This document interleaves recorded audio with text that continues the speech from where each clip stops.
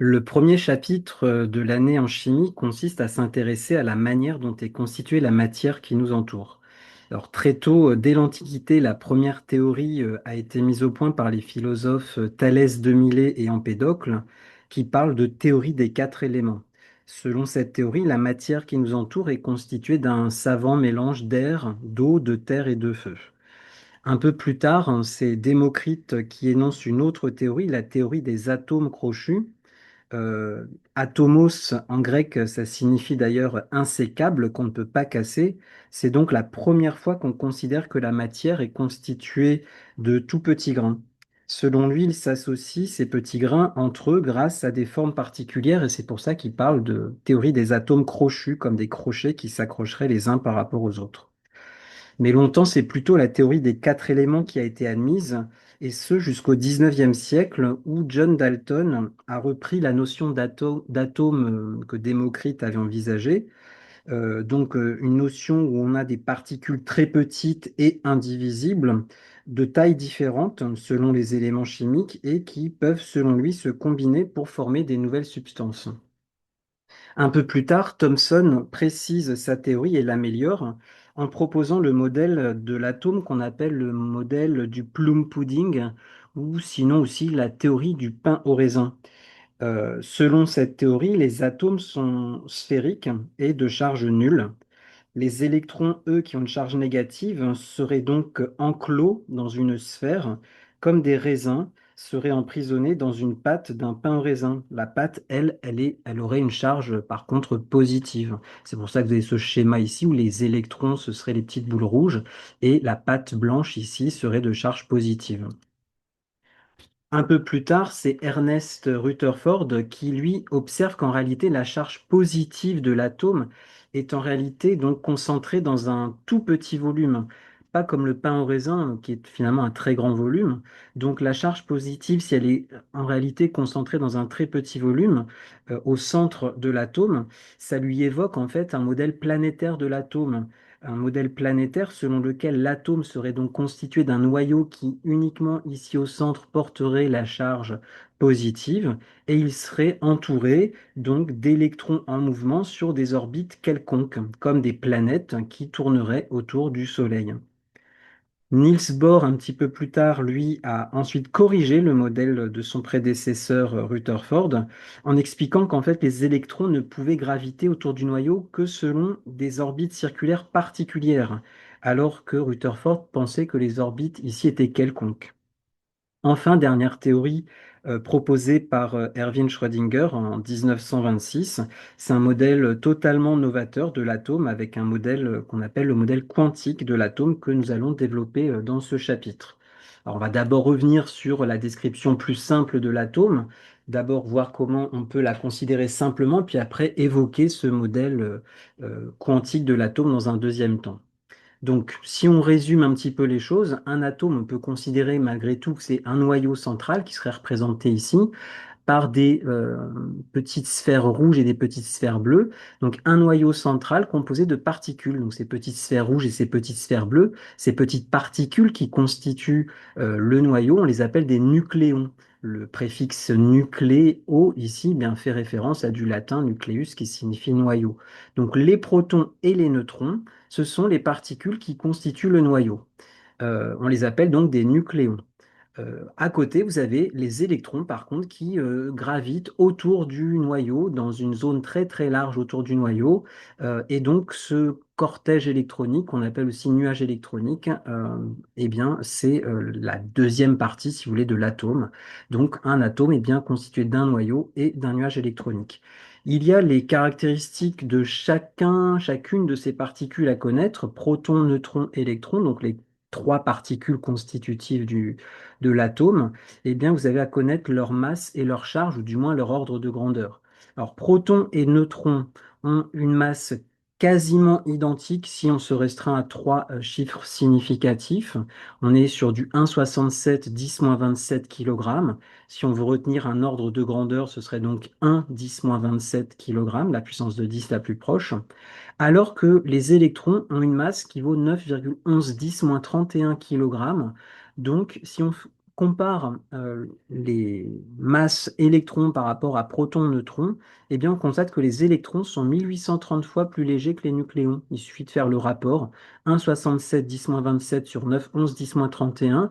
Vous allez voir que ça fait autour de 1830, 1830. Donc, on verra que cette information, le fait que les électrons sont carrément plus légers que les nucléons, eh bien, ça permettra de faire des approximations dans les calculs. L'ordre de grandeur, si on veut retenir un ordre de grandeur donc pour la masse d'un électron, la puissance de 10 la plus proche, de 9, 11, 10 moins 31, c'est la puissance de 10 supérieure, hein, puisque là on a en écriture scientifique 9,11 qui est plus grand que 5. Donc ce serait plutôt 10 puissance moins 30 kg. En termes de charge électrique, qu'est-ce qu'on peut dire de la charge électrique donc, qui s'exprime en coulomb? Le grand C ici signifie coulomb, c'est l'unité de la charge électrique. Eh bien, il y a une particularité, c'est que le proton a une charge électrique positive qui vaut 1,70-19 coulombs. Ordre de grandeur, si on doit retenir, donc ce serait plutôt 10 puissance moins 19 coulombs. C'est ce qu'on note souvent dans les énoncés par la lettre petit e. Le petit e tout court ne signifie pas électron, ça signifie charge élémentaire. C'est la charge électrique élémentaire, c'est la charge électrique d'un proton. On constate que l'électron a une charge électrique en valeur absolue qui est strictement identique, mais négative. La charge électrique du proton est positive, 1,70-19. La charge électrique de l'électron est négative, moins 1,70-19 coulombs, donc c'est moins petit e. C'est l'opposé de la charge élémentaire. Alors que le neutron, et c'est pour ça que le neutron s'appelle neutron, a une charge électrique qui, elle, est nulle. Alors, petite remarque ici, c'est que les électrons sont vraiment des particules élémentaires parce qu'on ne peut pas les dissocier en plus petites particules. Le terme élémentaire, c'est ça que ça signifie, c'est qu'on ne peut pas avoir plus petit. Les électrons, donc, sont bien des particules élémentaires, alors que les protons et les neutrons, on a découvert récemment que finalement, on pouvait à leur tour les décomposer en particules plus petites qu'on appelle des quarks. Les protons et les neutrons sont pas rigoureusement donc des particules élémentaires puisqu'on peut les subdiviser en particules plus petites. Bon, déjà, retenez que l'atome est constitué de protons, neutrons dans son centre, ça constitue le noyau, et autour, donc, on a le cortège, le nuage électronique, qui est constitué d'électrons. D'autres ordres de grandeur à connaître, donc c'est la taille du noyau atomique, donc la taille juste dans laquelle est concentré, finalement sont concentrés les protons et les neutrons, on est sur du 10 puissance moins 15 mètres. Ça constitue donc le sous-multiple du mètre qu'on appelle le femtomètre. Un femtomètre, c'est 1 10 puissance moins 15 mètres. Ça, c'est le rayon du noyau atomique. Et taille de l'atome ou rayon de l'atome, donc si je prends en compte du centre jusque finalement la dernière position atteinte par les électrons sur la structure, eh bien on est sur une taille forcément plus grande et on est sur du 10-12, 10-10 mètres, 10 puissance moins 10 mètres. Si je veux utiliser une puissance de 10, 10 puissance moins 10 mètres pour le rayon de l'atome, donc depuis le centre jusqu'à l'extrémité la plus éloignée où on rencontre les électrons, eh bien 10-10 mètres, on constate que c'est 100 fois 10-12 mètres. 110-12, c'est pareil que 1 10-10. Or, 10-12, c'est picomètre, donc 100 picomètres. C'est la taille du rayon, c'est la valeur du rayon atomique.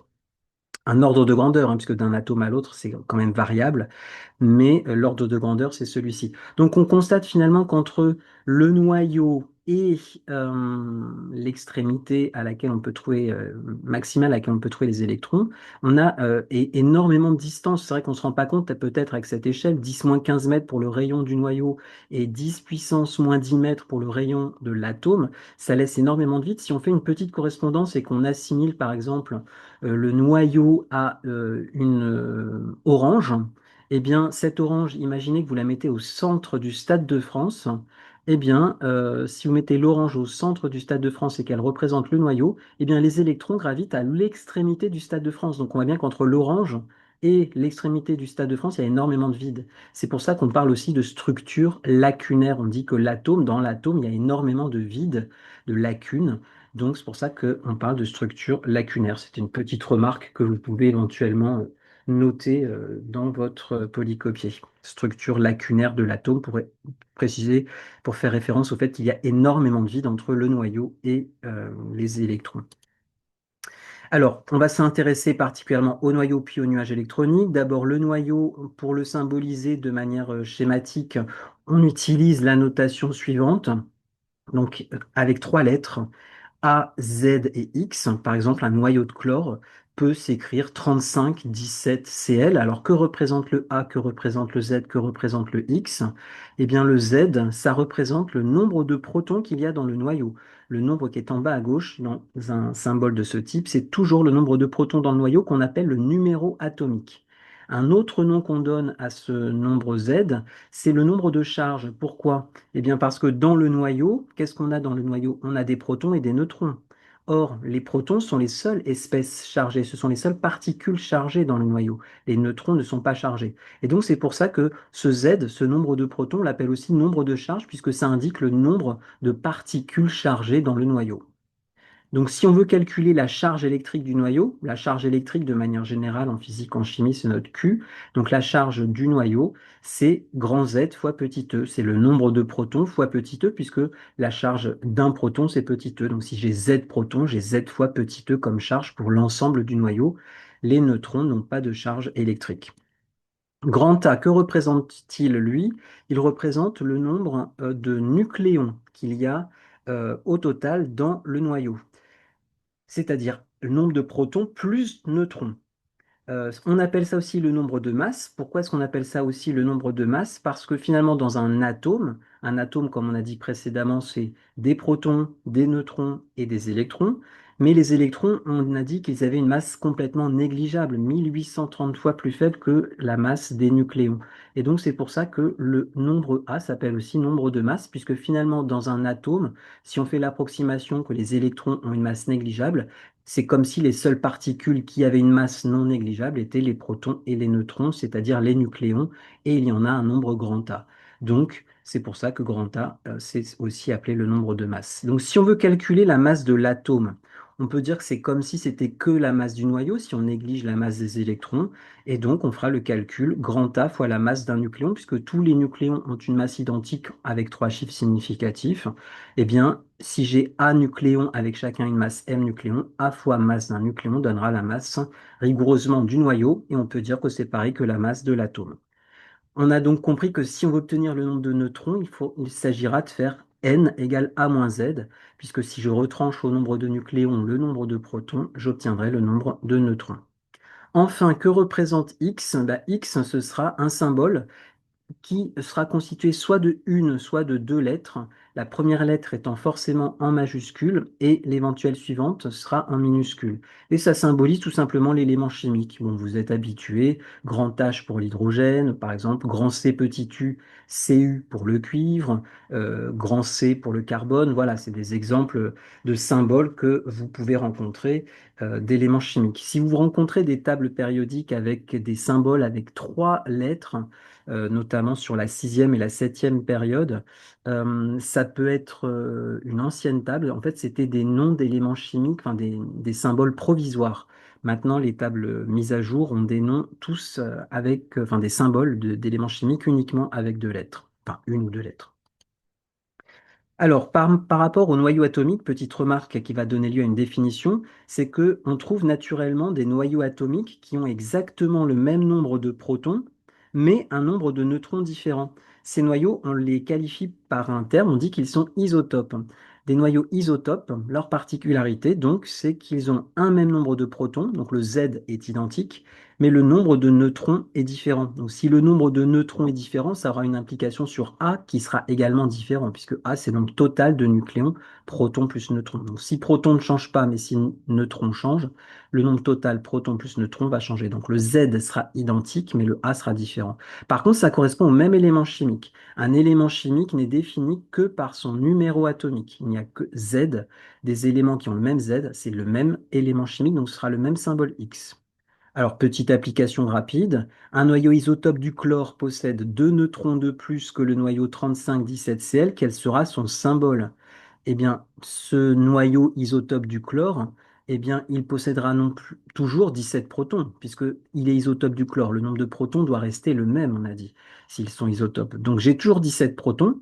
Par contre, j'ai augmenté mon nombre de neutrons de 2, donc j'ai aussi forcément augmenté mon nombre de nucléons de 2. J'avais 35 nucléons sur ce noyau 3517Cl. Donc le nouveau noyau qu'on vous évoque possédera 35 plus 2 neutrons supplémentaires, ce qui fera au total 37 nucléons. Donc c'est ce qu'on peut symboliser sous la forme Cl1737. Autre manière de faire, si vous voulez détailler les choses, vous partez du noyau 3517Cl, vous dites que ce noyau possède 17 protons et 18 neutrons, si vous faites le calcul, hein. 17 plus 18, ça fera bien 35. Donc le noyau 3517Cl possède 17 protons, 18 neutrons. Si vous rajoutez les fameux deux neutrons, bah, le nouveau noyau qu'on vous évoque possédera toujours 17 protons, mais non plus 18 neutrons, mais 18 plus 2, donc 20 neutrons. Et si vous faites la somme 17 protons plus 20 protons, ça vous donnera bien, plus 20 neutrons, ça vous donnera bien 1737 Cl. Vous avez aussi une particularité justement concernant ces isotopes, c'est qu'on peut vous donner enfin on peut trouver en tout cas dans les livres, des données d'abondance isotopique. Alors qu'est-ce que ça représente? L'abondance isotopique, c'est tout simplement, bah, c'est du français, hein, ça représente l'abondance, le pourcentage de cet isotope dans la nature. Donc par exemple pour l'hydrogène, vous voyez qu'ici on a bien deux noyaux isotopes stables de l'hydrogène, on vous dit, hein, puisque le numéro atomique est le même, c'est 1 alors que le nombre de nucléons, c'est 2 pour celui-ci et c'est 1 pour celui-ci. D'ailleurs, celui-ci, on l'appelle le deutérium. Eh bien, on voit que le premier noyau est présent à hauteur de 99,984% dans la nature, alors que le deutérium, son isotope, avec un neutron de plus, n'est présent qu'à hauteur de 0,016%. On voit bien que la somme ici fait 100%. Autre exemple, le carbone, carbone 12, carbone 13. Alors attention ici, carbone 13, vous n'avez pas l'erreur, mais il y a une petite erreur ici. Je vais mettre la souris comme ça, on ne voit pas l'erreur. Ce sont bien des isotopes du carbone puisqu'ils ont le numéro atomique 6. Par contre, le nombre de nucléons, c'est 12 et 13. Isotope est présent à hauteur de 98,89%, alors que le second est présent à hauteur de 1,11%. Et je vous ai mis les exemples du magnésium, où on a également trois isotopes cette fois-ci, numéro atomique 12 dans les trois cas, mais soit 24, 25 ou 26 nucléons, désolé. Et le premier est présent à hauteur de 79%, le second à hauteur de 10% et à hauteur de 11%. Donc ça vous indique juste la proportion de ces isotopes dans la nature. On verra qu'on peut s'en servir. Alors, le nuage électronique, qu'est-ce qu'on peut en dire? Maintenant qu'on s'est intéressé au noyau, eh bien, autour, il y a le nuage électronique. Et la particularité, c'est qu'un atome isolé, alors qu'est-ce que c'est qu'un atome isolé? C'est un atome qui n'est pas engagé dans un édifice chimique polyatomique, c'est-à-dire qui n'est pas lié à d'autres atomes, si vous voulez, donc dans les molécules ou dans des ions polyatomiques. Eh bien, un atome isolé, il a la particularité d'être électriquement neutre. Or, comme la charge électrique d'un électron, on a vu tout à l'heure que c'était exactement l'opposé de la charge d'un proton, et que dans un atome, il y a et des protons et des neutrons et des électrons. Les neutrons, on va les oublier en termes de charge.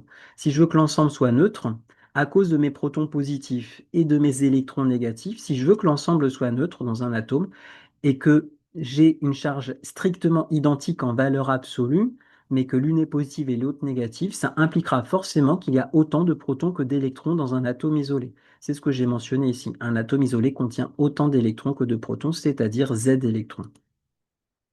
Alors, on va justement faire une petite application par rapport à l'approximation qu'on avait faite tout à l'heure. On vous demande de calculer le rapport ci-dessous pour un atome de chlore dont le noyau se note 3517Cl. On vous demande de faire le rapport entre la masse de tous les électrons associés à cet atome, dont le noyau est représenté par ce symbole, et on vous demande de diviser ça par la masse réelle de l'atome. Alors, qu'est-ce que c'est que la masse des électrons? Eh bien, combien j'ai d'électrons pour un atome de chlore dont le noyau se note ainsi?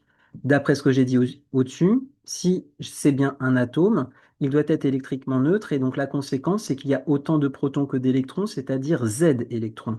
Or, dans ce noyau, il y a 17 protons. Donc l'atome correspondant, s'il doit être neutre, doit également posséder 17 électrons. Donc comment calculer la masse des Z électrons? Eh bien, si j'ai un électron, ce serait la masse d'un électron, mais là j'ai 17 électrons dans cet atome. Donc la masse des électrons, ce sera 17 fois la masse d'un électron. La masse réelle de l'atome, ce serait quoi? La masse réelle, sans faire aucune approximation. Qu'est-ce qu'il y a dans l'atome sans faire aucune approximation? Il y a les 17 électrons que j'ai évoqués, et il y a aussi les 35 nucléons. Protons plus neutrons, hein, c'est 17 protons plus 18 neutrons, mais peu importe, 35 nucléons. Donc le calcul que je dois faire est le suivant. Masse des électrons, j'ai déjà évoqué, 17 fois la masse d'un électron. Et la masse réelle de l'atome sans aucune approximation, j'ai des électrons, 17, j'ai des nucléons, 35, donc c'est ce calcul qu'il faut faire. Je vous laisse faire le calcul à la calculatrice et vous allez voir que vous allez obtenir 2,65 10 puissance moins 4.